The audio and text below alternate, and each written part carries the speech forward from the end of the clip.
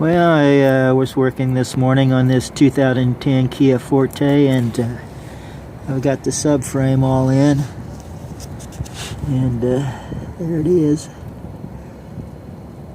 I still got an airbag light on. I changed both seat belts and put I don't know. I have to figure out what the problem is. There it is. It's $177 for a subframe from LKQ, used one. And, I might get the front end line. I don't know. It don't look too bad. But I drove down the road.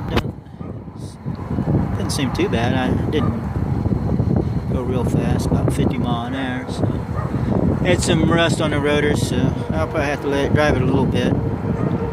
Thanks for watching. Have a great day. Bye.